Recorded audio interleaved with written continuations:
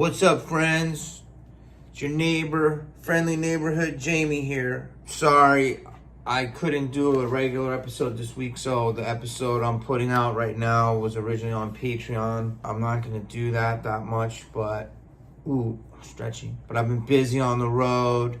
Crazy weekend, Mount Dora, then crazy weekend in Naples, and then I'm gonna be in Kansas City, and then Destin, Florida, and Greensboro, North Carolina. So I'm doing as best I can putting this stuff up.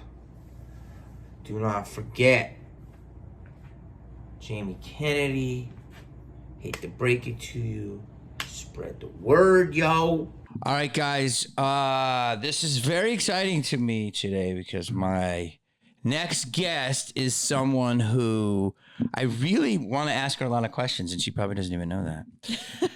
And she is a hilarious comedian, very funny, very different, very unique. She has her first special called Viva la Rose. She shot it over the pandemic at the Rose Bowl, which I'm going to ask you. La Vie en Rhodes. It was La Vie en Rhodes, and it was by Comedy Dynamics, a great company. Brian, hello, Brian, how are you? And was it Amazon Prime? Yeah, it's gonna be there, but right now it's not there yet because there's like some delay. So it's on. It's on where? It's on Apple and it's on iTunes. iTunes. It's on the internet. It's on the internet. Please welcome Erica Rhodes.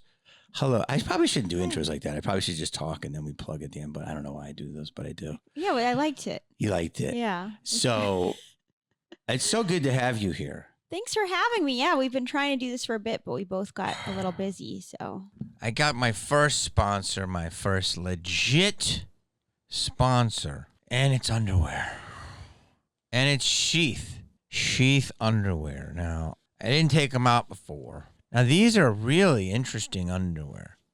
First of all, they smell really good. I mean, they don't smell good. That was gay. They do smell good, actually. They're soft. That's why I put it on my face. They're soft underwear. They're naturally cool. Okay? They're called Sheath Underwear. They've got this cool logo on them. And then their whole gimmick is that you put your donger, you put your stuff there, and then this is a to-do. I mean, then you put your tube in there. I don't know if you can see that. So your donger rests, your bits are in there, and your kibble is in there, and then it's literally like it gives you a nice little extra package there if you like that. If you're a person that wears jeans, and they got these cool colors, they're funky, and I'm gonna tell you something. Go to sheathunderwear.com. Use my promo code. I don't sleep in underwear, man. I usually sleep buck because I have sheets like this. Even these are pretty soft. Like I have bamboo sheets. These are pretty almost like them. That's pretty right on there. I would sleep on this if it was a sheet. And it's cool, like naturally cool. I like to sleep exactly how. I don't like to wear underwear. I wore these to bed last night and I didn't feel like they were cutting off my circulation. I fell asleep. Like, this isn't me being a hoe. This is me believing. I believe in these underwear. Like, we just started our partnership, In order for them to be my sponsor, I got to get views, and I think that there's a lot of things that we have to do, but it's like the algorithm is tough. But I love them. The brand, I haven't met the owner yet, but he's an upstart. It looks awesome. It's actually a very good product. You get a discount. You should try them. If you like underwear, if you like your packaged up, I would try them, man. They're fucking good. They're really good. Like, I'm not going to do anything that I don't try. You know what I'm saying? So, try them. Do it. Sheathunderwear.com. And promo code Jamie. See, I yawned in the middle of that. You couldn't do that on TV because it doesn't matter. Everyone knows everyone's a liar, and I'm not lying. I have so many questions for you. So, first time we met, how are you allowed to tell me your age? I mean, the internet has old. Everything. I'm old. What are you, 33? Older. I've Yeah. Ish. Around there. Ish. After that, it doesn't matter anymore. Oh, no. God. The first time we met, I have history with you. I don't know if you feel like you have history with me. Well, I know we've crossed paths a lot, but I'm curious what you mean, because I'm not sure. Wait, the first time I'm actually forgetting because we've met a couple times. That hurts me. How? No. Remember the first time we met, and you're like, I don't even remember really. No, I just remember a couple funny shows we've done where we're both kind of looking at each other like what are we doing? What the fuck? That's been a lot of shows. Yeah, it's been a lot of shows. No, we were in the belly room, and it was somebody's show. Maybe it was a Tammy show. Yes. Or no, I think maybe it was a Jody show, the C Word, or... Now I remember that. I forget whose show it was. And it was at the height, which is still pretty high, but the beginnings of Me Too. Right. And the rage was boiling. And I just got off stage and might have done some jokes about females potentially that got some laughs and angered some. And like, I literally, it was a turning point for me when we did the show together, because I literally would go on stage, and even if it's a male or female, if it's like a dude, it's like, what's up, bro? Hand, half hug, right. Boom. And for females, it was usually like, thank you, a hug. Back in the day, maybe they'd give you a kiss on the cheek, or you would kiss them on the cheek, whatever. Like, it was all like, never thought of. You and I went up, and I do remember. And I think I was like, thank you, Erica. And I like touched your finger and touched your finger like this. And like, I didn't want to make contact with you. And you're like, and then you like poked it, and you're like, Jesus Christ, that's where we're at, ladies. That's where we're fucking at in society, where fucking Jamie Kennedy's scared to finger touch my fucking finger. Welcome to fucking 2019, or I think it was 2017 or something. Was it that long ago? It was like it was like right after October. Yeah, I do remember that now very vividly. And I cried laughing in the back. And you killed, and people, I watched it, and you talked about it, then you went in your set, but I mean, you remember that. I do remember that, because I remember it wasn't just the thing, like you made a gesture like you were gonna hug, but then you decided not to, and then you like almost shook my hand, but then you were like, that's too much. So then you just were like a finger, and it was like, that was so awkward. And we hadn't met before, so it was kind of like so you probably also didn't know, like, you didn't know me, so you didn't, Oh yeah. So then it was just really funny. I mean, that's not hilarious. Yeah, that was funny. And that's actually funny you bring that up, because I'm starting to realize like what I want to work on in my act is just being much more real. And I think it was so funny because it was so real. Like, I think before that I might have not even addressed it because I had to just do my jokes. Yeah, and no, you always got to address. Yeah, what made it funny was I was just like addressing what happened. What did you think? It's funny because I generally I wasn't scared, but I was like wanted to make sure I didn't cross any boundaries. Right. And like once that stuff started happening, I'm so glad that you made fun of it. Right. Because then you're like, listen, dude, fucking chill, all right? Like, and like, did you in your mind think that besides it was awkward, did you think like, what, this is a turning point in our society? Is this guy's overdoing it, or is this? Yeah, because I started writing about that. I started saying like guys are being creepier now by not being creepy. Mm-hmm. You know, they're all like, I respect you. And so then it's even weirder because you're like, just be normal. You know? Yeah. They're overcompensating. They're like, they don't make eye contact. They're kind of like, you know.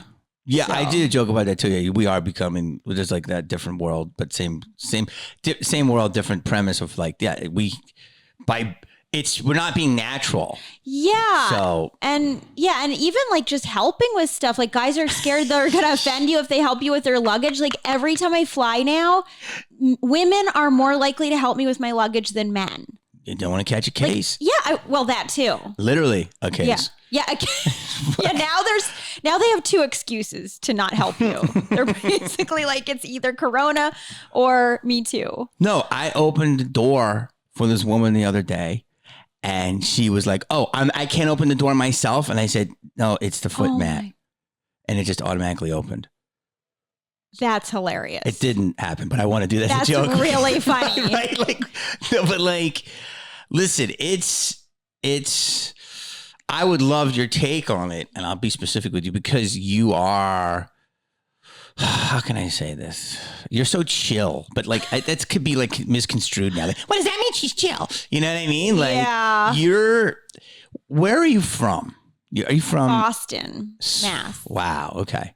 So, but everybody thinks I'm Midwestern because I just have that vibe. Yeah. You know, but I think inside I'm much more Boston. And how long have you been doing stand up? Not that long. I've been doing it like 8.5 years, but I was acting before that. Wow. First of all, this is incredible because you just said not that long. 8.5 years is a long time. It is, but it's not like in stand-up world. Listen. Yeah. I agree with you in terms of.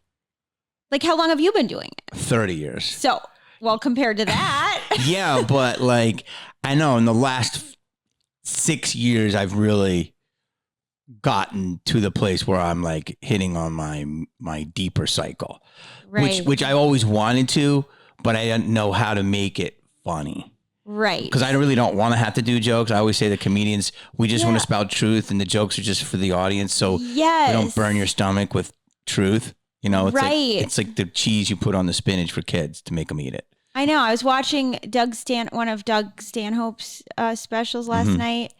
And he's just like ranting. Like it's like not really jokes, you know? Mm-hmm. But it's so funny because it's just like, he's just all worked up about stuff. And truth bombs. Yeah. And truth, like at least it's true to him, you know? Yeah. So, So for me, I think, you know, I put in my 10,000 hours. Yeah. So, but like my road was very different. Like I did acting first though. Well, no, I got known as an actor. Yeah, and then did stand up. I did stand up first. That's a misconception. You did? Yeah. So like the comics in the scene that know like Eric Griffin and Sherry Shepherd and people I started with, that's what I did. I couldn't get anywhere. And then I struggled for like 6 years, but I did stand up for about 5 years and literally open mics. And then like once in a while, like guest spot at the Improv or the store or whatever. The store had to please allow. And the Factory was the best one for me. They gave me showcase clubs because they would showcase they had showcase night. Right. So which they don't have now. And so all unknowns, that was their night, which was cool. Isn't that cool? Yeah. So basically you were struggling as an actor and to stand up at the same time, sort of. Well, I was like, to me, a stand up is like a Your Bill thing. Hicks or like, that's the really only person I can ever consider a total stand-up. And I mean, there's amazing stand-ups that I love, but in terms of he never wanted to act. Well, what about like Bill Burr? Bill Burr is an amazing stand-up. I guess he's starting to act now, huh? Yeah, no, he's our Mount Rushmore. But I mean, like, in terms of like, a lot of comics back in the day would do stand-up and act. Oh. Even Joan Rivers, you know, but Bill Hicks was like the only one. Even George Carlin acted. Do you know what I'm saying? What about Mitch Hedberg? He didn't act. Right? That's another one. Yeah. Yeah. So they're peppered in, you know what I'm saying? Yeah. So to me, I was doing stand up, but my stand up is so acting heavy. I act out shit. And it was a kind of a way to get into acting. It was like people would use stand up as a showcase. Right. And then long story short, boring is that then I started getting acting work, got very busy and stopped for a few years. Mm-hmm. And then I saw Chappelle, who was starring and being in so many movies at a small club in Baltimore. I saw that he was there when I was shooting a movie, Enemy of the State. And I was like, how are you doing that? And he's like, you know, you just write in your trailer. Like, and I realized that he's, you know, obviously that's why he's one of the GOATs. Yeah. But he was still playing this little club when he was a movie star. And I was like being treated like a star. And I'm like, I don't really need to go back to stand up. And then boom, I dug my heels in again, but I only had like 12 minutes.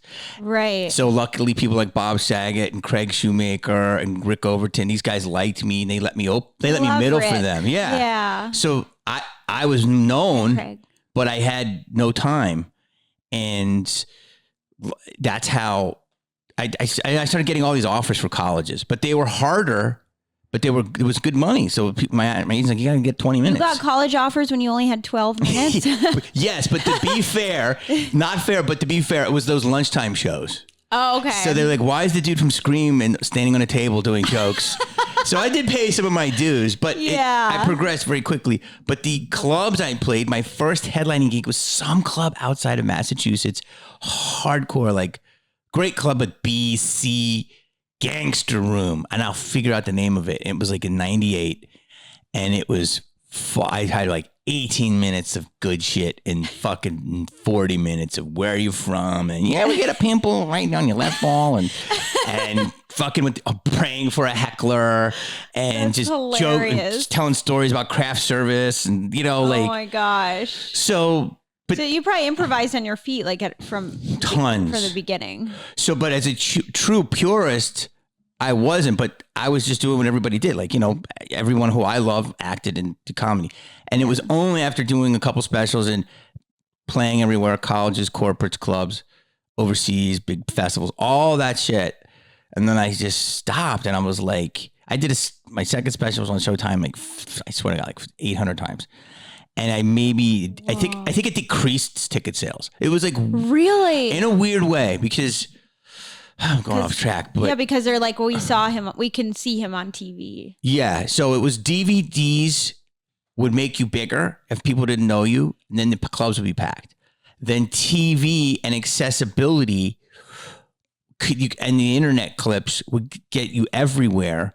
So they were like, I got him here. I don't need him to see him. Right. And then I believe with Netflix and podcasting and social media, that changed it where, I love Erica. I just saw her at Dry Bar. She's so funny. I got to see her in person. Right. Something happened where the connection happened. Yeah, it's weird. It's like they just want to see everything then. Yeah. Well, it's like they feel they know you. Yeah. And so I feel like my ticket sales now before the lockdown, we're getting better just, I think, because of all this. It's weird. People have never seen me more in a weird way who like me, but they still want to see you. So your fans are almost super. I know. Sense. It's kind of weird when they're like, oh yeah, I watched a bunch of your clips before I came to the show. And I'm like, why would you do that? I don't have another hour. Yes. Like, so you can hear what you're going to hear again. Yes. But all that goes back to is that you said, it was only after I did comedy for a lot of different reasons. And then I started making a lot of money at it and I was okay. But it was only in the last, I would say 6 years that I really said, if I'm going to do it, I got to fucking buckle down and get as deep and dark as I can. And that's going to have to take time for me because I have a lot of baggage because what people think of me. Right. That's why I started. So I have to, people expect me to start rapping or breakdancing. And that's like, if I want to talk about, fucking, I don't know, fucking, now I do it because the art, I do it because I'm lucky enough to people want to see me and I have to respect it. And I think there's so many great comics now and all the shows are mixed with so many people. But also you don't know, like you might be making assumptions about what your audience wants. Totally. You might think, oh, they want what they've been having, but like maybe they want all that dark stuff, Oh yeah, no, we went off where I was going to go, but I like this. Is that I am as deep and as dark as you want to go. Right. I could talk all day. That's why you are here right now because I can tell you're very much you're just a very deeply empathetic, connected person. But if thanks. Well, I feel that that. Yeah. And so if I were to go on stage and start saying these truths. And it's Friday night in Tempe and it's 8:00 and they're like, where's the fucking jokes? I know this is a struggle I'm having too, because it's like you go out there and you think, well, I've got to deliver the jokes. But you as an artist, you're like, I want to go deeper. I want to be real. But they might not get that. So it's just a couple of anecdotes for you. Yeah. Is two people or three people, Richard Pryor, George Carlin, and Dave Chappelle. So I started reading a lot of books about these guys, and I read books even when I was doing it with Rick and stuff. God damn, what's that guy's name? Dick Gregory is an amazing book. Oh, yeah. Of how to build a joke. Mm-hmm. And I was never doing that. Like, I was already successful doing a half an hour, but I really had I was just lucky because I was like funny, and then somehow worked it out on stage, and then like a guy would help me form, but I'm not like a fucking writer. You know what I mean? I'm more like an actor-outer and a reactor. Yes. But that's good because at least you're connecting. You're probably connecting first. Yeah, but I don't have, but the writers would be like, man, Right. Yeah. Yes. So Dick would tell you in this book, blah, blah, blah. It's basically simple premises. When you open the door, what's surprising behind the door will be how funny your joke is, or how, if your character has to jump across the ravine, how wide the ravine is how, how surprising something is, how funny a joke is, right? Then you build a joke, another joke, and another joke, and that becomes a bit. And then a bit becomes a hunk, and put a couple hunks together. That's a theme. And then the theme becomes an hour. Right. And it's interesting, right? And then you weed and whittle and stuff. What's that book called? The Dick Gregory. It's really, I'll find it for you. I'll look it up. It's great. Okay. It's a pretty, you don't need it because you're already doing it, but. No, I want to start over though. Yeah. So it's fucking basic thing of like, what affects you? Yeah. How do you feel about it? Write something funny about it, or say something funny about it in a recorder. But you're not going to know if it's funny, because sometimes you think something's hilarious and it bombs, and something off the cuff and it kills. Right. And then you'll build it out from there. Yeah. But with all of that, I forget what was you were saying the 3 anecdotes. Oh, yeah. So Richard Pryor had a bit, the first guy on The Sun. I don't know if you know that. And he was like, and it was a really simple bit, and it was funny, and he was like, yeah. And it was like a TV show in the late 60s. And he started making tons of money, Vegas and all this stuff. And he was in Vegas and doing, and he's just like, but obviously had this deep, dark, personal life. And he walked off stage in the middle of like the sands, and he's like, I can't fucking do this anymore. And people are like, what? His agent's like, what? He's like, I'm done. Which is amazingly but like, how artists do that to try to act like they're neat? Yes. But he really wasn't. Really done. He was really tortured. Yeah. So just like Kurt Cobain was really tortured. Right. And so he walked off, and I think I read something. It was like 2 years. I don't know if he did a gig or he just said, I have to revive my whole thing. And he was successful and known. He was successful as a fun, accessible guy. And he wanted to go. They said they were trying to Bill Cosby him, which back in the day was a different meaning than it is now. And yeah, so isn't that funny? Yeah, that is really funny. So that's him. And then Chappelle, I forget. I don't know what my anecdote was with him. And then George Carlin also had something called the Hippy Dippy Weatherman. Right. And that was like, hey, the weather today is going to be like real groovy, like really easy, fun escapism. Yeah. He also, I know, Chappelle, I remember when he was on his break and I would do Cobb's, and I'd be like, I thought I would sell more tickets. And they're like, and this was like probably 09, 10, where he was kind of in between figuring out what he was going to do. They'd be like, oh, he's at the, God, it's the greatest club.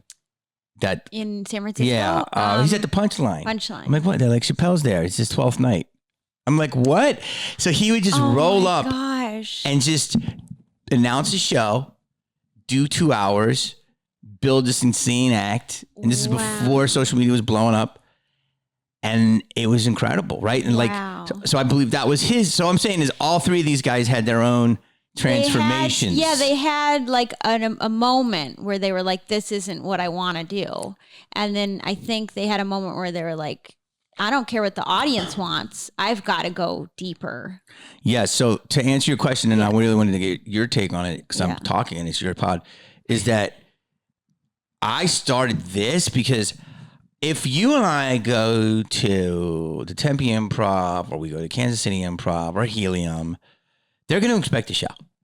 Right. And if they don't know, especially, so if they don't know you, the pressure is you got to deliver to get booked again. Right. If they know me, the pressure is I got to give them a show or Jamie Kennedy fucking sucks.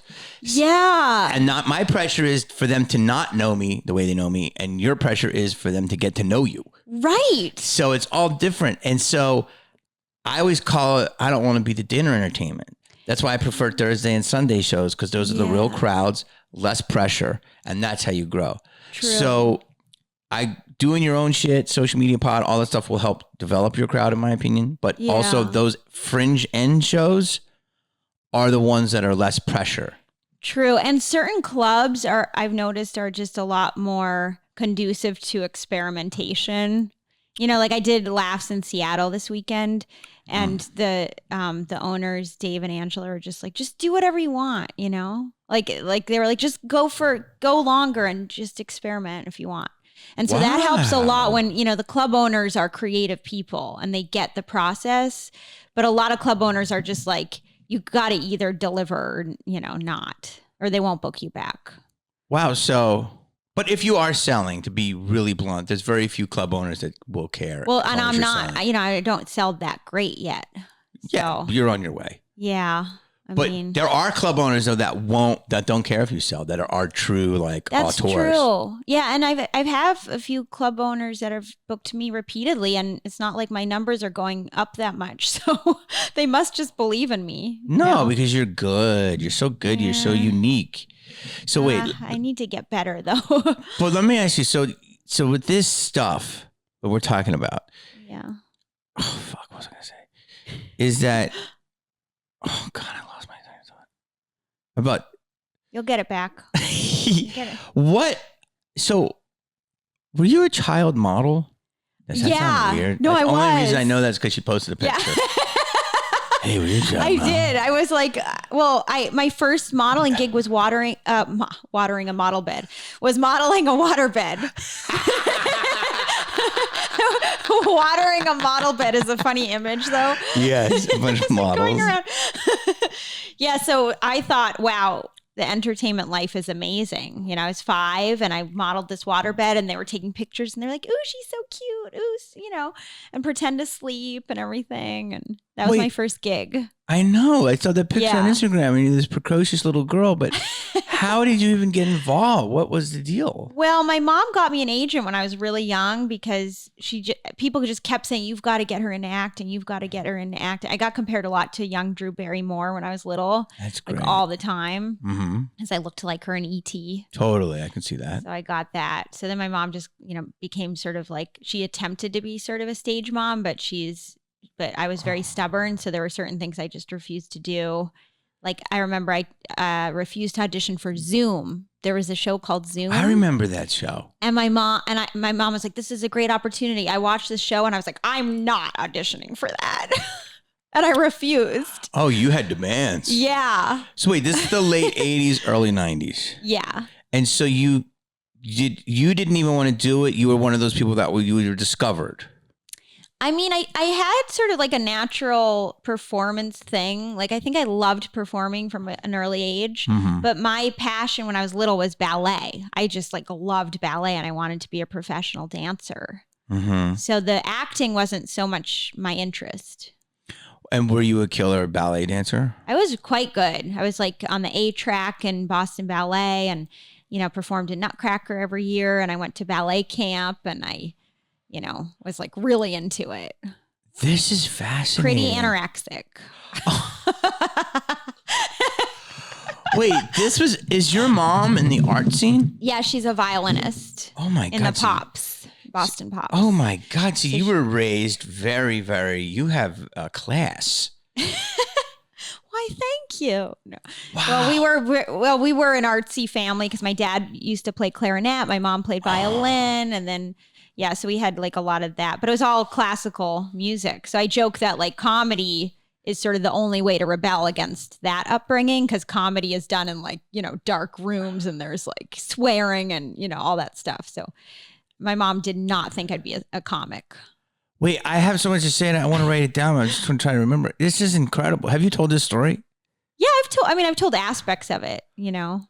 But this is like you were raised by like an Ishtok Perlman type of parental unit. I mean, a clarinet. Yeah, I mean, my and dad a violinist. Changed. Yes, clarinet, violin. In the pops. So in the Philly pops, that was like, oh, hello, and caviar and all that. And, it was like respected. Right. I think comedy is the most under-respected art form of all time. It is under-respected. But it's, the barrier to entry is like balls. Right. Where that is like there's a pedigree with what you're involved with. I mean, a lot of the stuff I did was like, I played cello too. So I was like practicing, you would practice that 8 hours a day. Ballet, you do lessons you do classes every day. So wait, pushed into it or you wanted to do it? I don't think I was pushed into ballet. I think I wasn't pushed into acting, but I think acting was a little bit of a like, push-pull thing because I liked acting, but I didn't like doing everything. Like I hated auditions and... You had taste. Yeah, I was sort of snobby. I was like, I don't want to do this. I'll do that. But it makes sense because of how you were raised. You were raised with curators. Yeah, kind of. And it was opposite of a lot of people where they're like, my parents didn't understand the arts. And I'm like, yeah, my parents understood them too much. Like it was like too much about the arts. Is there anyone in our business that had a similar upbringing that you know of? That's a really good question. Is there someone with like, do you mean like... And that in our circuit that had... Well, there are probably people who had like director parents and things like that, right? Like people who had parents who were actors or directors, don't you think? Mm-hmm. But when I think of comedy, I would never think of your background. Really? No, and this is why I'm going to really ask you a lot of questions now. So wait, but did you grow up with money, not money? We were like poor middle class, we lived in a nice neighborhood, which is Newton, Mass. And like a lot of comics are from there for whatever reason. Like BJ Novak's from there. Louis C.K. was from there. John Krasinski's from there. Yeah. Matt LeBlanc. Wow. Like a lot of comedy people. Was it an arty town? Kind of. I mean, they're very competitive with school. Like the schools are really good. So they have good, art programs and theater programs and stuff. So that might be part of it. So I'm trying to think I mean, Massachusetts is per capita the greatest schools in the world, right? The hardest, most elite schools. So was it in that area? Was it by BU? It was by BC. BC, okay. Near BC. Which is the easiest one to get into. I went to BU for a year. Okay, and I dropped out. You did? Yeah. I'm always, these stories are fascinating of somebody who really started young and still tried to go to college. Well, I was a music major. So I was a cello major in college. At BU? Yeah. Where it's not going to probably be as, appreciated as it would be, I would think, at like Harvard or somewhere. Well, Harvard, you're not. Well, the music school's probably better at BU actually than really. Okay. Well, in some ways, yeah, because they're kind of known for their. Or NYU. NYU, BU, probably similar. Similar. Okay. Yeah, but then I went to acting school in New York. Where'd you go? Atlantic Theater Conservatory, which is like David Mamet's school. Jesus Christ! So what I'm seeing is here's what's okay. So how long did you do ballet? Till I was 16, and then I quit suddenly and like abruptly. I just completely quit. You started at how long? At what age? 6 or 8? Probably like 5. So you like 11 years. Yeah, quit. Hardcore. You would quit your burnout. Yeah, I was a burnout at 16 because I realized I wasn't going to be the best at it. Like there was one girl who was way better than I was, and I was like, I'm never going to be better than Sophie. And then I was like, what's the point if I'm not going to be the best one? And then I quit. I have so much to say on this, but I'm trying to keep my thoughts because like people ask me like why I didn't start stuff in New York. And I just said, because LA has an easier barrier to entry. And what I mean by that is I know women in New York that are just dancers. Right. And I'm not even saying ballet, but I don't know, I guess they'd be considered like jazz, but not like, like I love modern ballet. Yeah. Like I love hip hop and all that stuff, but I'm talking like 8 hours a day, toe point, Yes. first, third, all of that. Yeah. And they're fucking insane. And they're fucking hucking chili burgers on 42nd Street at like, you know, BJ's fucking tap room. And they would go in 6 calls a day. And if they got like the second line in like Starlight Express, it was like, oh man. We made like, and I'm like, girl, you're beautiful. You're so talented. You can sing. But they had this affinity for the boards. And there's a real, how can I say, and this is, remember this because there's so much. What do you mean the boards? Theater. Oh, theater, they right. love to, there are people that just love to walk the boards. And there's an integrity. They have something called integrity. And I'm like, you could go to LA. You could start auditioning. You're so funny. You could fucking get a guest spot on 2.5 Men or something. She's like, I guess, but like to be like the third line in Cats and then work my way up and then get in the traveling group. And like, there's a ton of these people that are, and men too, that are so, they're fit, they're talented, years of training, and they never really blow up. And I'm always fascinated by that because I'm like, you could do it. You're a move away. And I feel like there's a whole ecosystem of super talented, unused people. And it seems like you were in that world. You're right about New York because they have sort of this snobby perspective about LA. Like everyone in LA is fake and, you know, you're a sellout if you go to LA. But I don't think they realize that they'll really stand out in LA if they actually have real skill. Incredible. Yeah. Incredible they would stand out. And I guess what I'm saying is like you did all the hard stuff. Yeah. And then you went into more hard stuff. So I believe all that training will accelerate you and has probably accelerated your journey because of that. Yeah. Stage presence and discipline, and you're already raised in the arts, it's in your blood. But to go into comedy, which literally is like an open the mic hardest thing ever. Yeah. I don't know if it's harder than ballet. The thing about ballet is this, though. You'll tell me because I took some classes. Yeah. Yeah, I always want to be well-rounded. But at least you have an exercise and hit and hit and hit and hit and hit. You know. True. With comedy, there's no instruction. Well, that's what I think I like about comedy. Like I think I always felt stuck with acting, music, and ballet. You're being told what to do. Like you're just a pawn in someone else's vision. You know, you're just kind of like, oh, someone else has this vision or someone else wrote this piece, you know, years and years ago. Now we're just playing it or, you know, now we're just dancing it.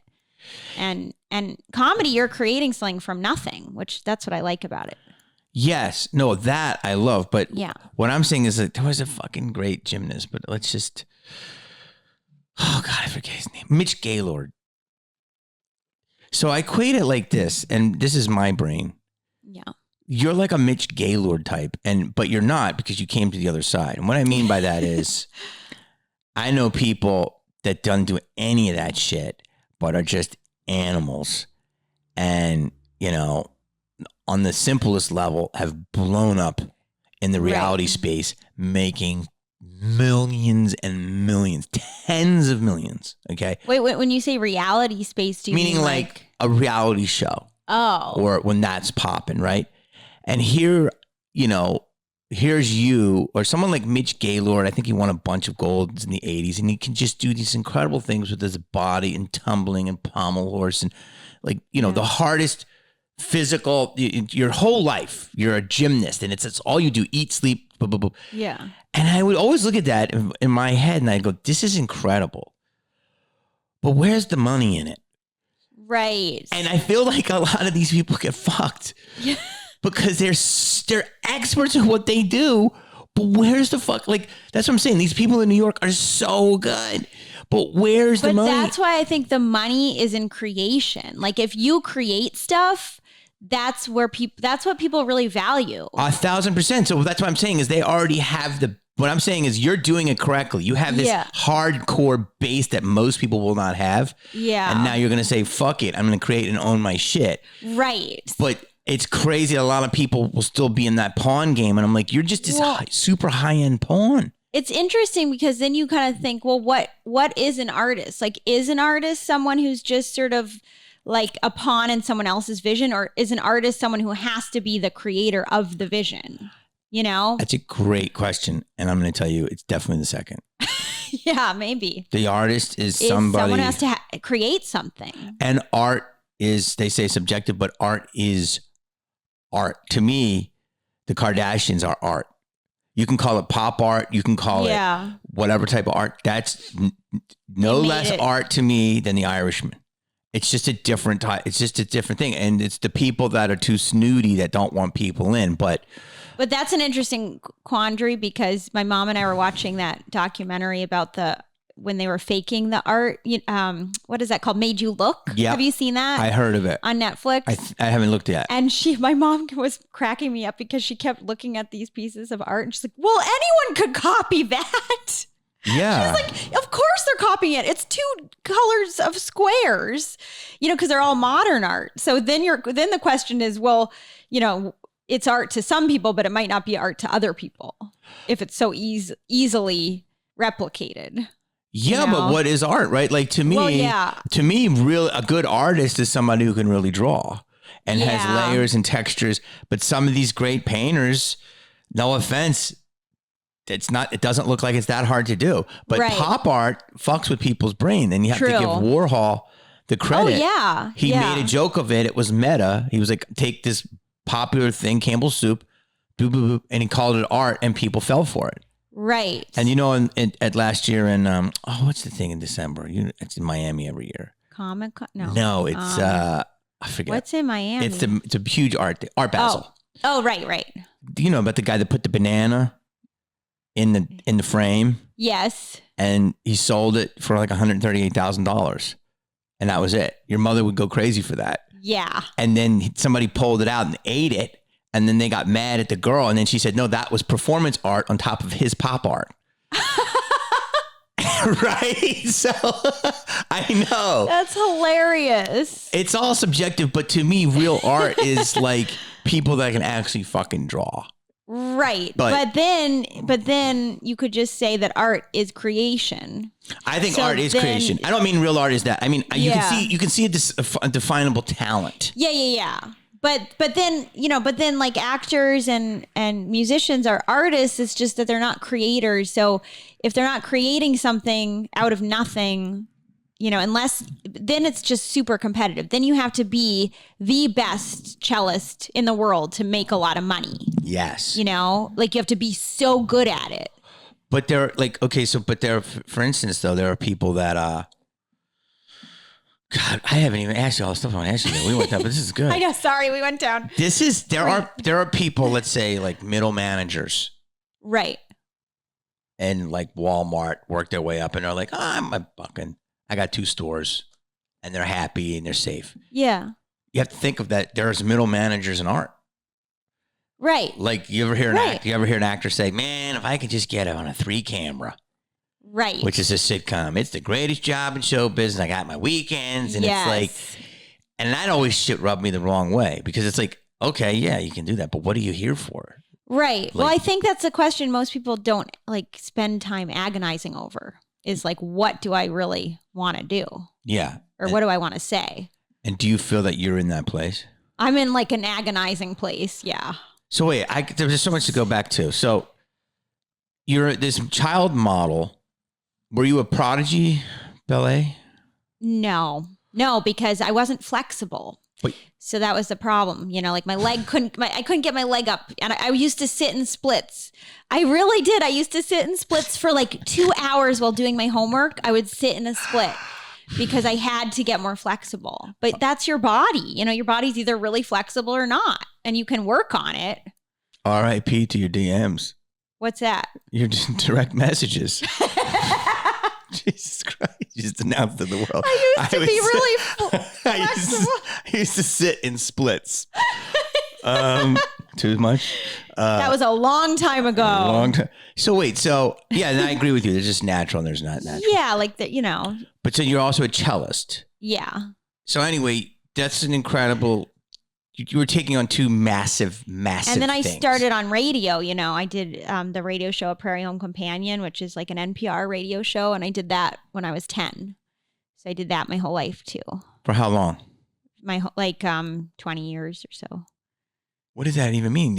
I know the Prairie Home Companion is. Yeah, that's what it was. So it was like a live, show. We would do like skits and stuff. Once a week? I wasn't a regular, but I would be like a guest on it. NPR? Mm-hmm. You have such pedigree. Like you have such pedigree. Yeah, I have a lot of different things. It's just that like none of them blew, not a single one of them was the thing. Are you Gemini? So, no. That's what I am. You are? What are you? What's your birthday? May 25th. Okay, I'm Aries. You just had it. Yeah. Okay, there's so much. So how did you even get into comedy and why did you do it? When I did think you the stop radio modeling? show was the closest thing because, Prairie Home Companion was comedy. And so I'd get a lot of laughs on that, even from an early age. And then he had me start writing my own sort of sketches. At one point, it was like a Dear Diary thing. So I would just be like, Dear Diary, today I did blah, blah, blah. And I would use my real life experiences in those skits. So later on, I looked back and I was like, oh, that was sort of stand-up. It was just like a weird version of it. Mm-hmm. It was more like a monologue, but it was kind of stand-up because I would write it myself. Well, were you a fan of stand-up? No, I mean, I barely knew much stand-up at all. And you were born in the Mecca. In Boston, I know. I once met, who did I meet who told me, a comic told me that I should lie and say I started in Boston because people would respect me more. They're like, well, it's just say you started in Boston. I think it might be the most respected place of comedy. To start comedy. Yeah. Yeah.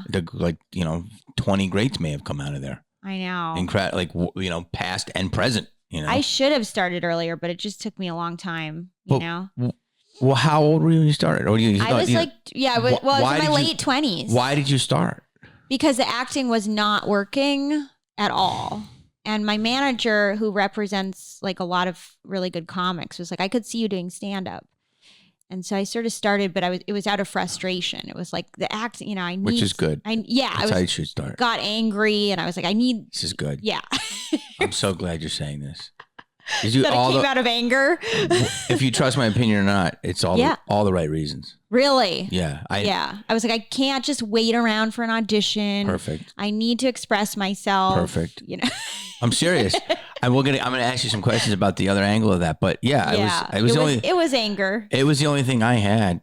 Yeah. And it was the only thing that welcomed me. Like, even though it doesn't want you, if you do well, it welcomes you. Yeah, it took me a while to do well, and I was definitely an outsider in the beginning. They were like, who is this wannabe actress, wannabe comic? They didn't. Who's saying that to you, though? Well, it was just sort of like the vibe. It was a vibe. That's what's annoying. Yeah. But it's like, are they successful? Are they good? No, that was like in the open mic era. I know. I hate that. That was when they were most just judgmental people are that. And my manager luckily told me, he's like, listen, there's going to be a lot of guys in the open mic scene trying to give you advice, like they know everything. And he's like, you're going to just go past them so fast. And he's like, just don't listen to any of them. Wait a minute. Who's your manager? His name's Bruce Smith. Over at Omnipop. Yeah. Okay. So, and you got with Bruce when? Before I started stand up. So I've been with him 9 years now. And where did you start in New York or LA? LA. So you moved to LA when? 15 years ago. It's embarrassing now. I'm like, yeah, I'm still. No, to be an actress. Yeah, to be an actress. So 05-ish, 6-ish. Yeah. Or maybe it was 07. And did you have Bruce then? No. And then you got him kind of right away. Or no, you got a couple years later. No, it was 6 years of doing really weird acting jobs. I did a web series before any web series really existed. And it got a ton of views, but they didn't credit my name. So nobody. What was it? It was, I'm too embarrassed to say because I don't want people to watch it. It was called Upstairs Girls, but don't watch it. Do not watch it. I want to see if I heard that or not. It was improv. It was all improv, and we were pretending we were living roommates. And we went to those web, we went to those Webby Awards and stuff. I don't think we won anything, but we would go to those, it was the web era. when things started. Yes, Webbies. I did Webbies. I did a couple. Presented at the Webbies a few times. Oh my God. Wait, so okay, obviously Bruce is a legend. Presented at the Webbies. I know. Do you know what my first joke was? What? My first joke was and I think it was like 2014, and I think I didn't present with Jenna Marbles, but I wanted to. But I took a picture with Jenna because I was like, at the time, she was like the #1 person on YouTube. Which one did she do? Jenna was like the first. The girl one or the? She would just do these skits. Lonely girl. There was like that. The lonely girl was before she was Jenna. Huge. Okay. She was huge. Yeah, she was huge. She was after Star Wars Kid, but my joke was I'm presenting, and it was at this big thing, the Palladium. It was like, wow. Yeah, it was like 7 years ago, and it was like starting to blow up. And I said, I'm presenting here at the Webbies. I go, I guess my career is buffering. And like, that's great. A huge laugh from like people like you, like in it, and then like a lot of like just the web heads, like, you're lucky to be here, like, right. So they did, but like. But buffering is such a clever word, because it's like internet. Yeah. I mean, but it was clever. But then they became huge. But at the time, it was like the beginning of the Webbies. Oh my God, that's so funny. I think they became the Streamies. Yeah, didn't they? Yeah, they became the Streamies. Webby sounds so dorky. Yeah, I think you're right. They became a Streamy. Oh my gosh. So now wait. So here's what I was saying. So obviously Bruce was right because Bruce is a legend. He has so many people. Yeah, he's great. So he put you in open mic circuit. Yeah, he like would help me get, little sets at like Flappers and I would bomb so bad. Just like silence. Yeah. And I had no idea what I was doing wrong because I was like, I wrote these jokes, they're clever jokes. I'm doing I memorized them. What's wrong? What's missing? Now, do you like doing stand-up? Yeah, I love it. Do you like it out of all your art forms? Yeah. Now, people would probably wonder why I asked that question. Yeah, why did you? You think some people do it who don't like doing it? I mean, you're looking at one of them. Oh. Not all the time. Well, I don't always there are days when I'm like, I don't know what I'm doing. Like, this is painful, It can be painful. I don't want to do these jokes. Like, lately on the road, that's why I'm telling you I'm having that, like, that moment of I've got to figure something out because lately on the road, I'm like, I can't do these jokes anymore. My openers are probably like, this girl is so annoying because every time I'm just like, I can't do this. I can't do these jokes. I fucking hate that too. I hate that feeling. And then you'll have 2 new jokes. You'll be like, I have 2 new jokes. I'm going to open with those. And then you're like all excited and you do them and you feel so good because you're like, I've got new stuff. And then the rest of the set is like as you lose your enthusiasm. What do you want to achieve with comedy?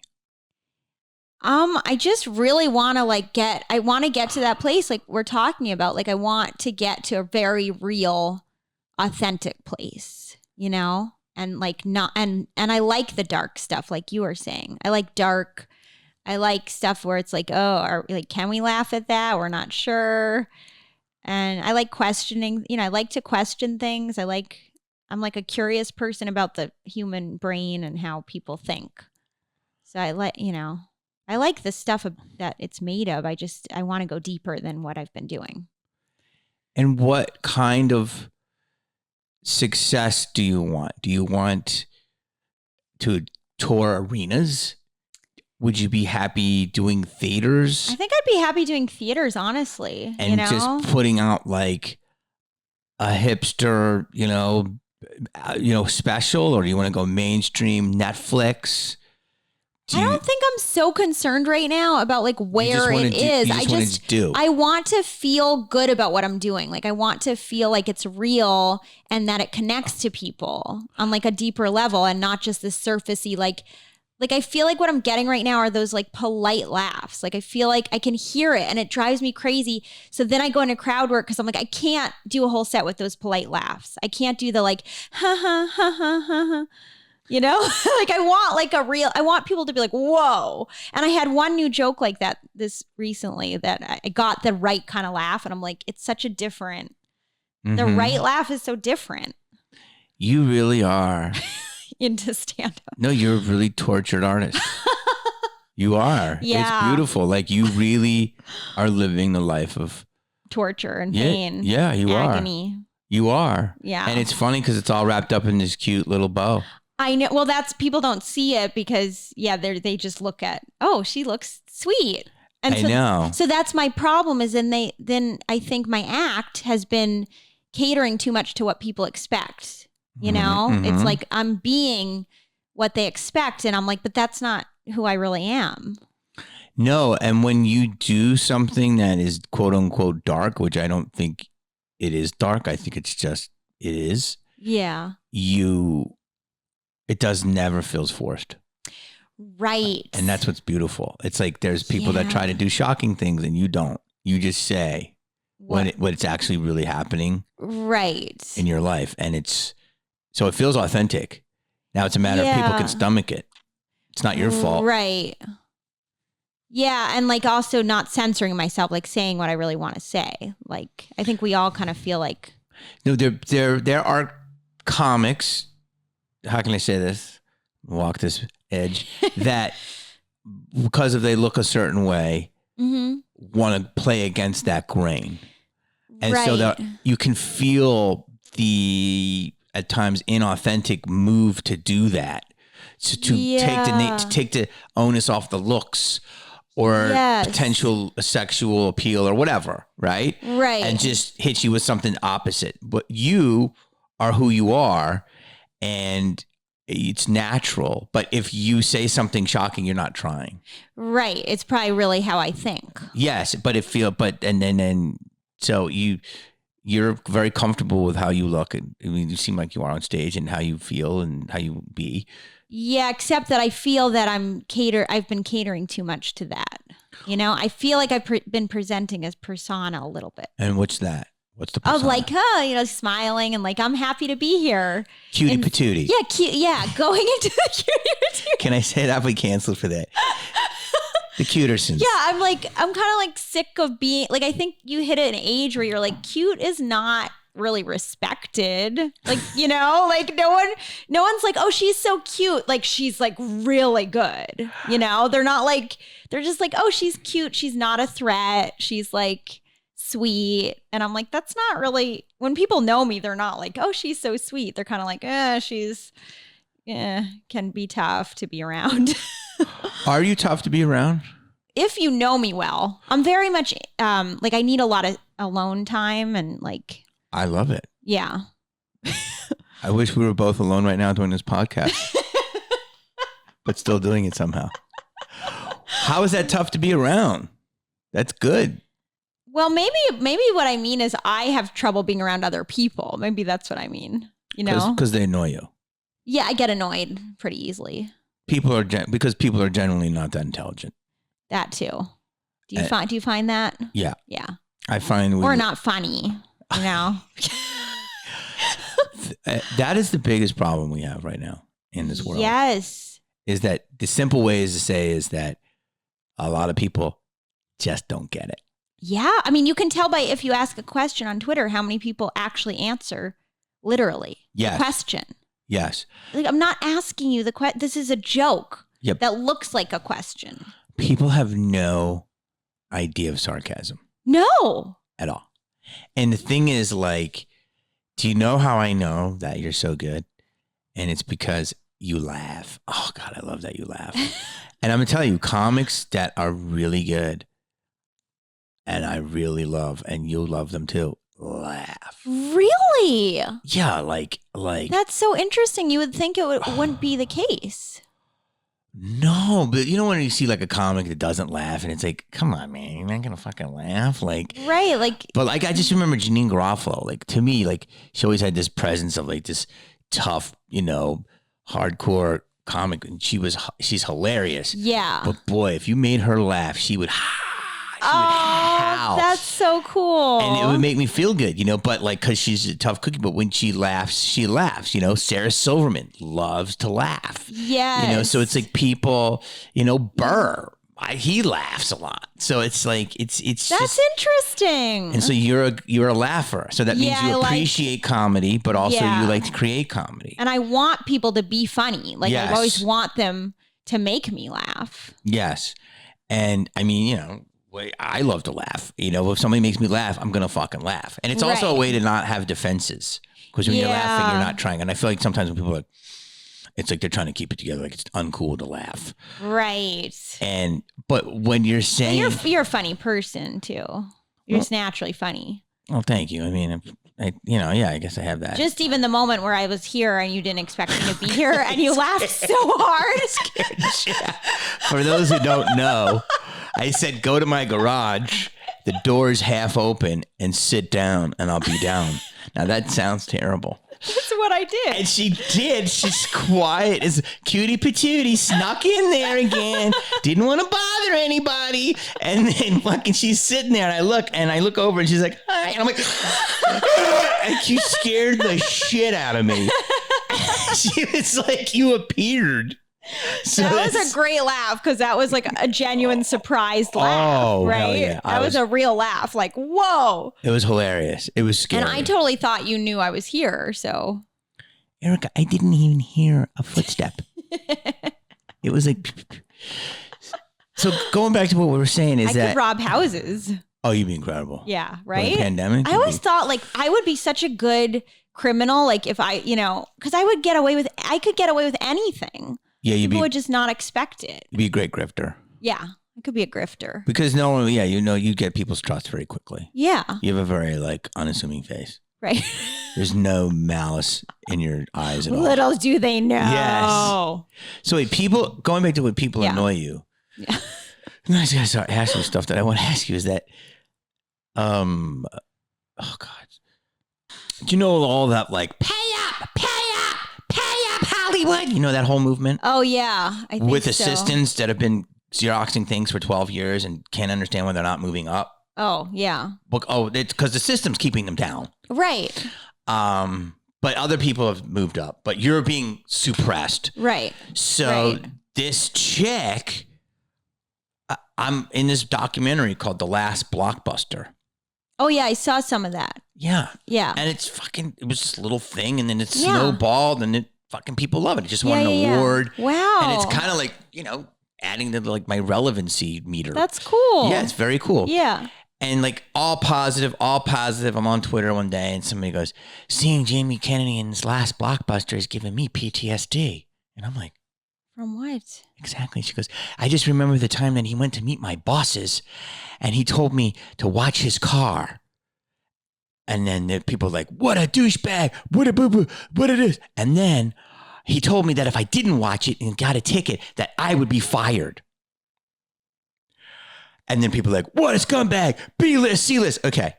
Now, let me ask you something. As much as you know me, do you see me, Jamie Kennedy, as you know me going, watch my car. And if you don't, you're going to be fired. Yeah, I could see it. Don't say it. I mean, seriously. I'm kidding. No, just the one thing I have in this business is my fucking rep. That's the one thing. People, I know. I'm a good guy. Right. I am known. But also, I could, watching a car, I could ask anyone to watch my car. That's not something that's not demeaning. So let me tell you something. Yeah. So here's the actual fucking truth. Yeah. I'll probably edit this out. So this fucking crazy person goes in and then a comment under it goes, Jesus Christ, I hope that wasn't with us. And then this crazy person put a meme of the dude from Schitt's Creek. And he's like that. And he's like, well, we would have fired him and not you. Now check this out. And I'm fucking about to blow it up. And I'll say it. I don't know. Is that I exactly know who this was. Okay.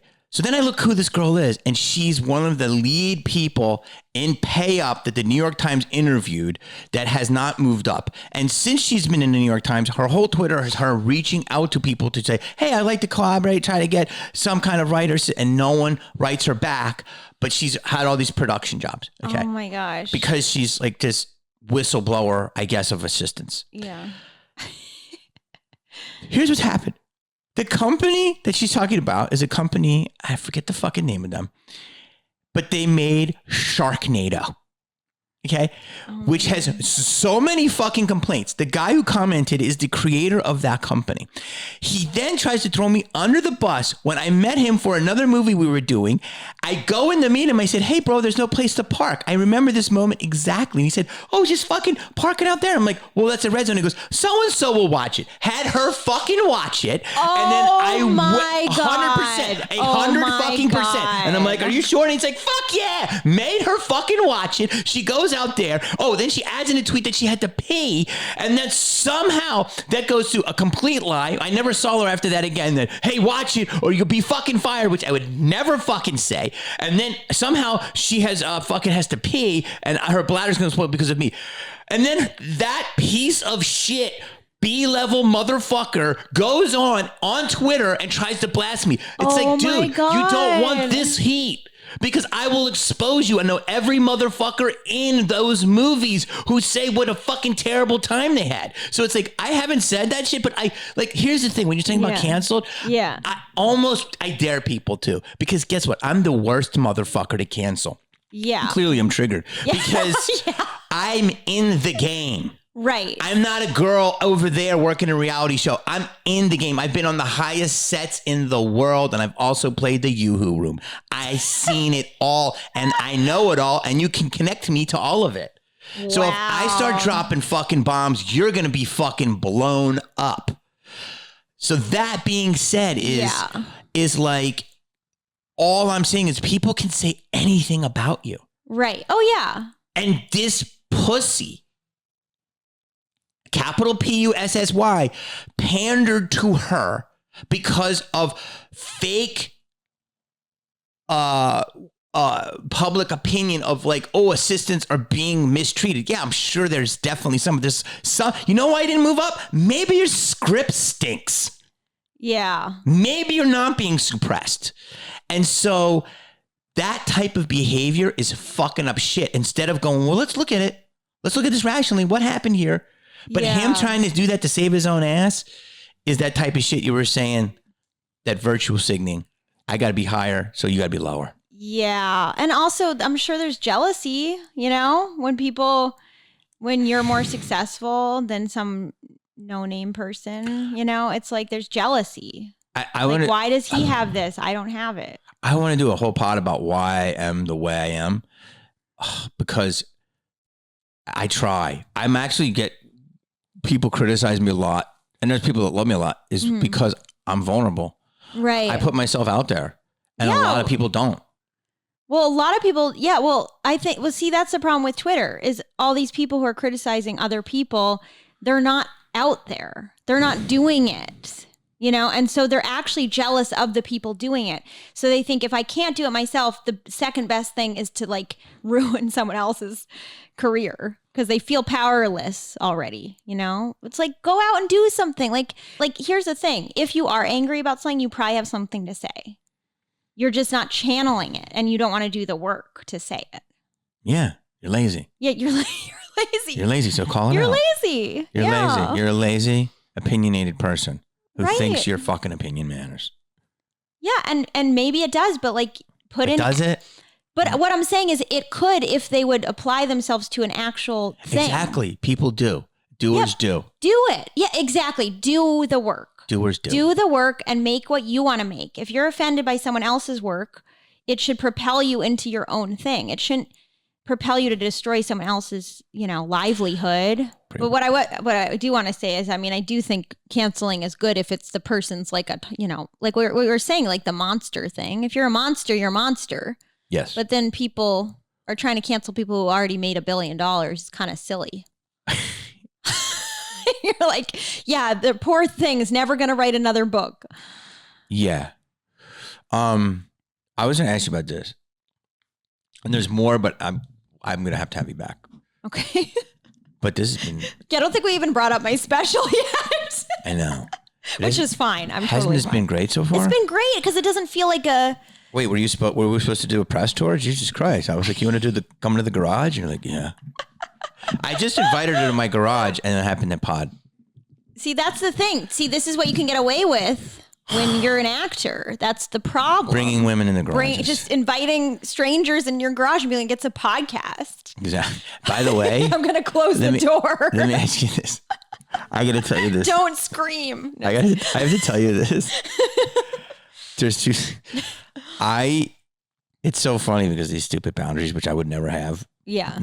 I would have boundaries, but I wouldn't have like boundaries of like, I wouldn't think, because it's like, I'm not coming from a place of ill intent with anything. Like, yeah. So if people see fucked up shit, they have to understand it's their brain that's projecting that onto somebody. Yeah. Unless somebody's actually doing fucked up shit. True. So it's like, if I used to do this at night and but I didn't think it was weird. Right. And I would be at a club and a female comic would be like, hey, I want to come to you. And it would come over and I haven't drank in a while. Yeah. Doesn't mean I don't want to, but I just healthier. Yeah. And then have a little wine. Nothing ever happened. Yeah. But like it was comfortable.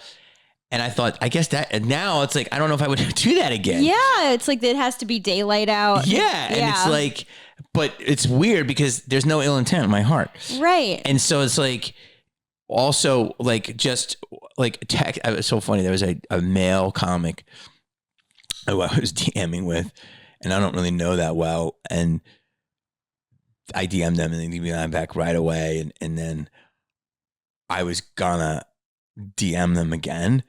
And people were like, if you DM again, it's like 1:30.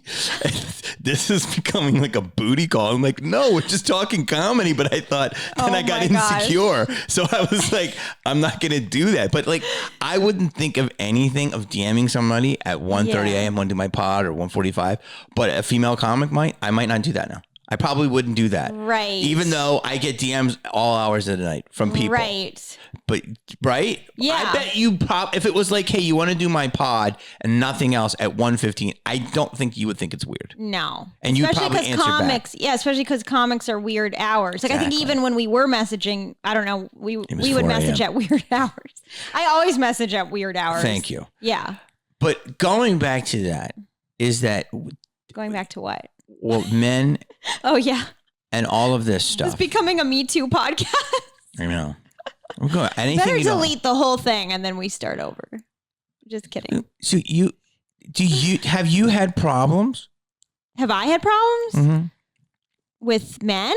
Well, I've had some women on here and they told me some interesting stories. Jody had a great story about going on the road. And I never really heard that one. I heard of like guys like, wanting if you're on the road all weekend, hoping something happens maybe. But I never heard of like Jody goes and it's like, oh, I forgot to tell you, and like about to get to the hotel. There's only one room. Oh yeah, no, I haven't had any of that. And so no. So do you feel safe on the circuit?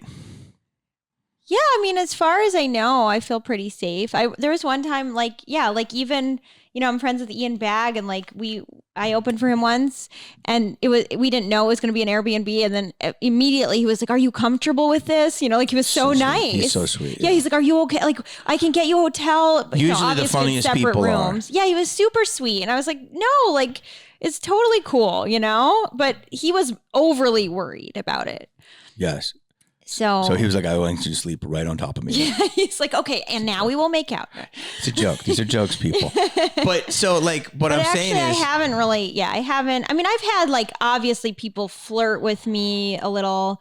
I've had comics who are flirty, but they never cross a line. And do you dabble in the pool?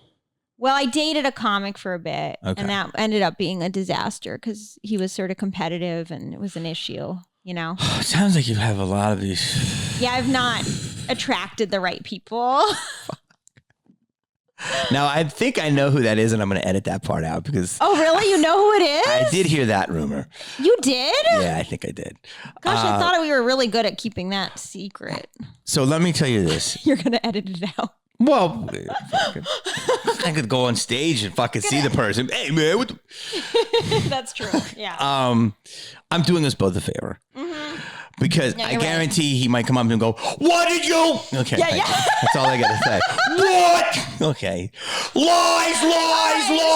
That's no one you know. Lies. Okay. I did hear that. But oh no, yeah, that was about as fucking quiet as. So wait. How did you hear? Girl, the street squawk. Street. Oh my God. But that was a while ago. It was a while ago, years ago. He was actually more stealth about it because I heard it from someone else vaguely. I never heard it from him or any dude. We were both really like quiet about it. Which is, I think it's good. I think it's healthy. Yeah. But here's what's crazy is that when I started, when we're talking about when we're doing it, I always do this. I say, do you know who the cutest youngest female comic was on the circuit? Who? Me. Like I was 20 and 21, but comedy was a freak show. Right. Everything was like the archetype, like the lesbian in the vest, the angry black dude, the fat Mexican guy, you know, like archetypes. Right. And like, you know, the ghetto black man, you know, the goofy young, you know, stupid, what? I don't even know. I was like dumb. Like that was my beginning. Like people thought I was like dumb, so I played into it. Yeah. Now comedy became like sexy since like 2016, and like there's just more beautiful people in it. Do you agree with that? Like men and women? Yeah, probably. Yeah. Listen, it's kind of weird, right? Well, you're like, I'll tell you this. Yeah. Back in the day, it is very weird, and there's so much to say to it. And this is what I really wanted to ask you. And Jesus, this is going to be a marathon, maybe a two-parter. Is that you got me on a good day where I got so much shit done that I had time for you, and I wanted to because I've been wanting to really talk to you. Yeah. Is that when I started, it was a freak show. It was like last house on the left. It's the only thing you had. And there was no barrier to entry. And there was like some sexy, like wild women on the circuit, but they were all older MILFs that were dipping their toe in or wild. And they were funny at the dinner party. Like they should have probably been on Housewives, but that didn't exist. And, you know, and I was like this, you know, younger thing. And so, you know, there might have been a few liaisons. But like, it was like after 2 or 3, you know, it was like, I was like vowed. It was like, you just never, but there was more in the open mic circuit. I vowed never to mess around with the comic. Right. And then you know, did some movies and TV and stuff, and you date actresses. And then eventually you're like, I'm never going to mess around with an actress. And you're like, please just find me a candle maker, you know, but I know. but so it's like, but it's what we do. It's our space. It's intimate. Who you meet. You're 4 hours in a comedy club with somebody is probably with more couples in 2 years to get to know each other. It's very raw. Yeah. But I was like, yo, female comics are fucking, don't fuck with them. They're crazy. But you know, male comics are crazy too. Yeah. But there wasn't a lot of options. But now I feel like it's a goddamn fucking fashion show. I mean, people are fucking men and women. Yeah. There's a lot of beautiful men and women. I mean, I really want to say there's a lot of beautiful women, but I'll get in trouble. So I have to say both. But you'll also back it up. There are beautiful people. Yes. Yes. And it's like, and I am actually, in this environment, I'm like, ooh, you know, I'm like, how you doing? Like, and it's like, but what I want to know, this is so good, we can edit this out. I want to know is how do you fucking feel when said hot person posts something hot with no comedy in it? You mean like any comic? Just stuff on Instagram where it's like they don't want to be sexualized, but they post something so sexual, and I'm like, but you're claiming you're a comic. Please put the joke on. Right. Please put the joke on. And like, you know, am I allowed to say this? Like, you're a very beautiful person. Oh, thanks. And I believe you heard that. You were a model, so clearly. When I was 5. But you probably could. That sounds weird. Edit. You probably, but you could have modeled into your 20s. I don't think so. Okay. No. Do you think you're very pretty? I have a very low self-esteem. Okay. Well, you're very pretty. Thank you. Some days do you think you have appeal? You do. Sometimes. Okay. Well, I'm sure. Once in a while. I'm sure that I'm working on it. Get a lot of attention. Okay. Well, you should know that you're wonderful. Thanks. And so, that being said, is that you don't use that at all. Like you go on stage, you're like, oh God, dare I say this? It's like you're allowed to even talk about it. Like Liza, very pretty woman, hilarious comic, but never uses her sexuality. You never use your sexuality. I know my friends give me a hard time about it. They're like, you need to like dress sexy. Like everyone tells me all the time, like you got to be sexier. And I'm like, I just don't feel like Whitney also very pretty. She kind of uses it. Don't you think she kind of, I hate talking about other people. No, I don't mean use it in a bad way. I just mean when I see Whitney, I feel like she uses everything she has. Yeah, she does. You know, like it's like. But there's nothing overtly. She dresses very chill. Sarah Silverman, very pretty. Chill.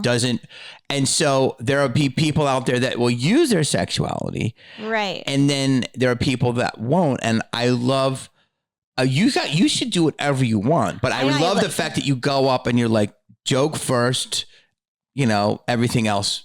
If it's there, God bless you. Right. But you don't go out of your way to look frumpy. But you don't go out of your way to look. Sometimes I think I just don't know what looks good. Like it's just not knowing. So some days I feel like, oh yeah, that was a good outfit. And then some days I'll see a photo and I'm like, what was I wearing? Like, what was that choice? Well, it's like if you are an attractive, I'm going to say female on stage, you guys are going to look at that. They're going to feel some type of way. And then if you make a person laugh like you do, then it's going to be like, oh shit. You know what I mean? So it's going to be a win-win. But at first they're going to look at you like, oh, she's fucking pretty. What's up?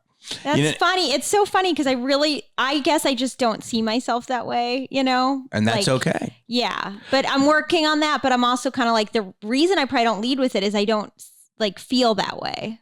I feel kind of like a chill girl next door type. Which are obviously very attractive. That's what a lot of girls. Sometimes. I'm trying not to get in trouble here.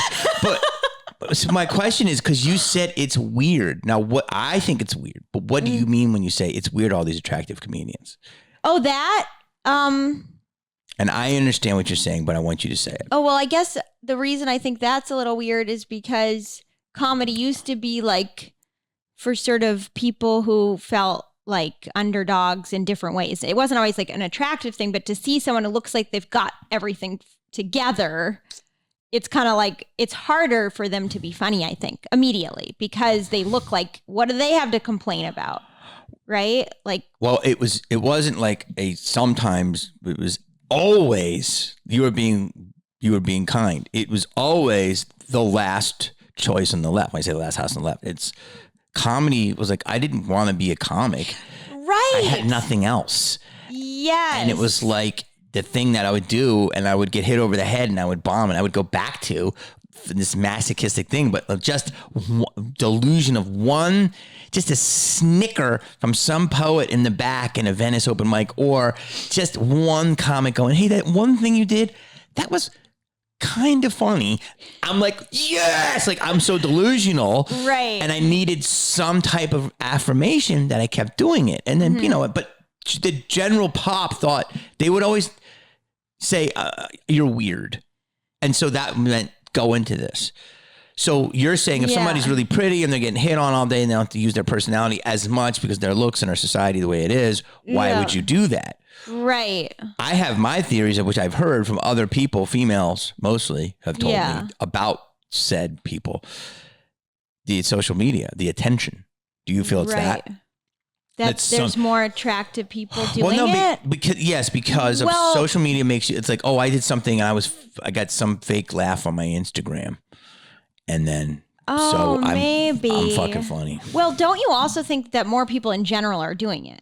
So in general, you're going to have more of every category because more people are doing it. So you're probably just noticing the attractive people. You're like, wow, there's so many hot people, but really, there's just more comics in general. Yes, I would say that, and which I think is good.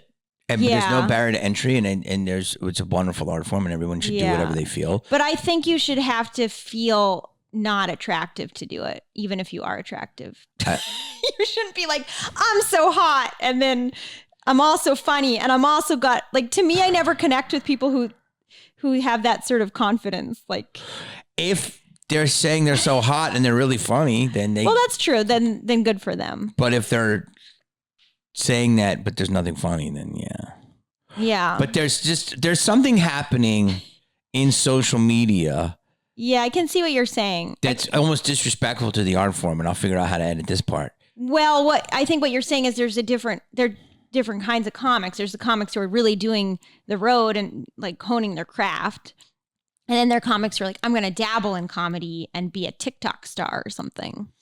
And because I can gain traction being somewhat funny, but having these hot photos. I know what you're saying. I think that the thing that I notice is just that everyone's a hypocrite online. Like we all are just putting out there what we want people to think we are. And so that's the problem with all of it. But it's not just comedy. It's like everything. Everyone's putting out this false persona online.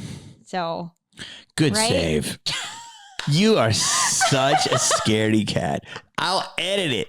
I'm the one that would catch the heat, not you. Okay, I guess what I'm saying is, don't like Elaine Boozler. Like be funny or not be funny. Elaine Boozler was like, what you're saying is what comedy used to be.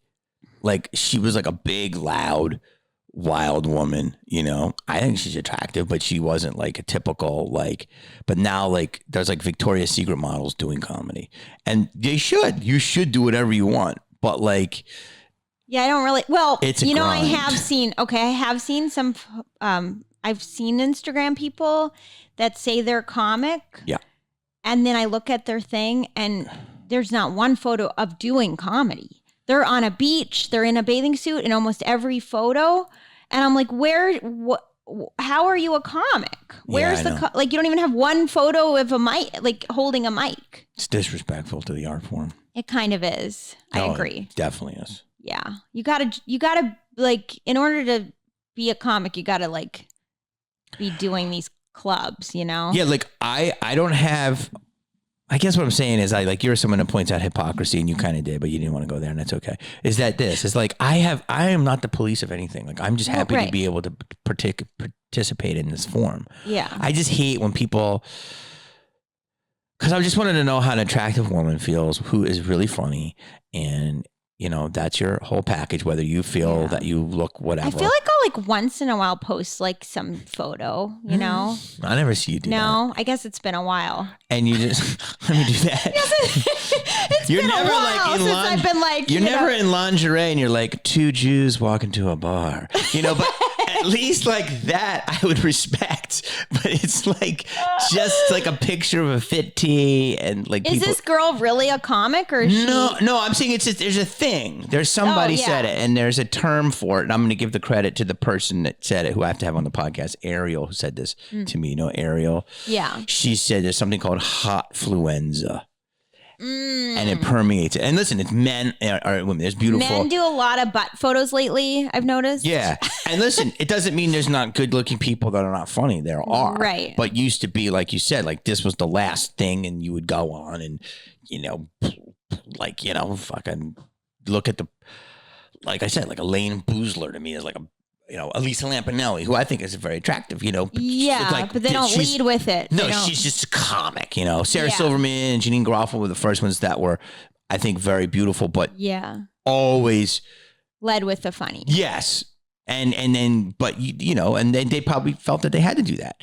Yeah. So there are beautiful people within the game. Right. But I'm just saying, I feel like there's more and more, and you're right. And it's almost like a, I guess what doesn't bother me about it is I feel like the market is already gonna like they already aren't comics. So I just look at it and I'm like, oh, that's cute that they think they're a comic, but they're not really a comic. I'm not. So let them, do whatever. I'm not bothered by it. It just is annoying if. Well, for instance, okay, I know we can't bring him up, but the guy that I did date, he would get really upset by people calling themselves comics if they weren't really comics. And I'm like, it shouldn't. Who cares? Like, let people call themselves whatever they want. Like, it's their world, like, how is it offensive to you? I agree with that, but he's much more of a purist. Yeah. And I understand that. And he's so good, and he kills, and he's fucking put a fucking ton of work into it. Tortured life. So yes, I understand what he's saying, but I understand what you're saying too. Yeah. We're all God's children. Well, no, what I'm saying is that it doesn't take away from you. 100%. Right? Like nobody can take away all the work you've done. If they're delusional in their world. But but they're not. So let's say, for instance, I see his point and I see your point, but I just see that why I guess I'm bringing it up is because like if you bring You're it like the couples counselor by accident. I know. And I'm not really being a bitch. Like I really do see both sides. Yeah. Is that I'm bringing it up is because I feel that you can't really talk about it. And there's all this thing about talking about stuff. And if you call it out, you're bad. And it's like, that's why I want to just call it out. It's like, come on, lady, fucking are you doing comedy? Then do it. Right. But my philosophy that I've been working on, like with therapy and everything, is like, you stay in your lane in life and focus on your stuff and what you can control. And other people are going to do whatever they're going to do. And you can't ever control, what they decide to post, what they want to call themselves. It has nothing to do with you. I can't wait for you to tell me your therapy rant. And then I got to really comment on that. Yeah. Great. I agree with you. Yeah. That's for your life. Right. But for your art. Your art is your life. No. For your art, don't comment on anything. Enjoy that. No. Exactly. No. For your health and happiness, you got to do that. But for your art, you got to look at shit and go, what the fuck about that? Totally. So right now, we're in the art lane. Okay. So, you're right. I thought we were in the life lane. A little bit. It's a little conflated, and I agree with you. Our art is our life. But I do know people tortured by what other people are doing all the time. And I think it's a waste of energy in both sides, right? It would be a waste of energy for that girl to be upset with what you're saying. It's a waste of energy for you to be upset with what she's posting. It's all a waste of... I agree with you. But I get what you're saying. But you should comment on it. Yeah. If your therapist should say... If there's... Don't live there. Don't feel like that. But if it affects you, channel it and make art out of it. Right.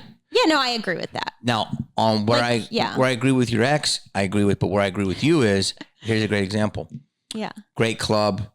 I'm not even going to say where it is, even though I should, but because I know one of the last clubs that's really integrity and like fucking just a dope club will only book who he believes are comedians. It's like the last one where it's like... Which one? You can't say a good thing?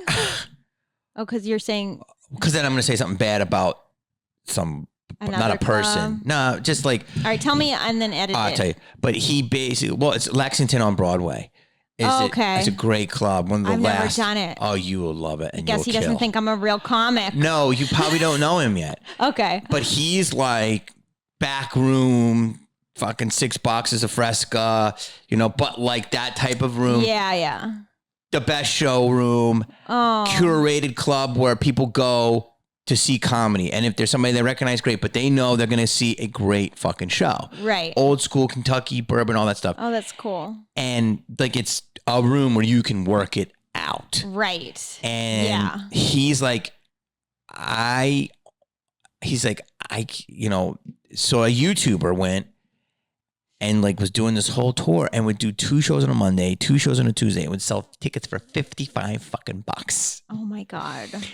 And I was selling tickets. He's like, how about you at 22? And I'm like, I'm fine with that because I hadn't played there in a couple of years. And I was like, blah, blah. Yeah. And I was like, dude, why are you putting me on the weekend? And this person, you're leaving them to the Monday and Tuesday. He's like, because they have fucking 10 minutes. And I'm just like, when they go in there, it's fucking romper room. And he's like, I can't take that rep from my club. And I'm like, they're selling tickets. Yeah. And there are clubs out there that are like, dude, I still have to have the rep. I just can't book anyone. Yeah. And I thought it was cool because it served both worlds. On a night that he wasn't going to have his shows, he let new people develop. And there's people out there that are really trying to develop. And then people just giving their audience what they want. Right. And then for the real comics that he believed in, when he curated, he gave the weekends. Right. So it was pretty That's fast. Cool. Yeah. It was a very cool done. And there's an example of accepting it all. Yes. And he can live in both lanes. Right. But because he has a business too. He's trying to 100%. Make money. Yeah. But there was a time where clubs wouldn't book any of those YouTubers and they would sell 75 fucking tickets to an hour. And it's like, people would be like, why are you booking them? They don't have an act. Well, they sell. So at the end of the day, he still was trying to do comedy right. Mm-hmm. But I thought it was cool. And there's your lane. Cool. There's your lane. This person sells it and they only have 10 minutes and they make fart noises. Who cares? It's not our business. Right. Let them live. His audience is consuming it. Yeah. And if it keeps the doors open at his club, then he can still support the comics who are working on their act. 100%. Yeah. I get that. So I thought that was good. Yeah. This has been an incredible marathon. It's not been that bad. It's been about, oh boy. Yeah, it's been 2 hours? It's been 2 hours? Oh my God. We started at 2:59. That's crazy. I know, and I could go another 2. I know. But listen, talk about your special. Talk about your socials. Where can you find your special? It's going to be out when? It's already out. On Amazon Prime. It will be out on Amazon Prime, but there was like some backlog with getting it up. And where's it at now? It's on Apple TV and iTunes, iTunes. And you can just go to the Comedy Dynamic site and then search my name. And what's your socials? At Erica Rhodes. Everything is. Twitter, Instagram. I'm not really on TikTok. I know I should be, but you got to get there. Can't stand it. I hate it. Thank you for coming. No, thanks for having me. And honestly, I feel like it's so much I want to talk to you about, but I have to do stuff and you have to do stuff. But it's like there's other stuff that we were going to talk about I didn't even get to. Right. Well, we can talk about it another time. Yeah. But you should probably delete like half of what I said. Okay, I will. You liar. Great working with you. You too. Thanks, Jamie.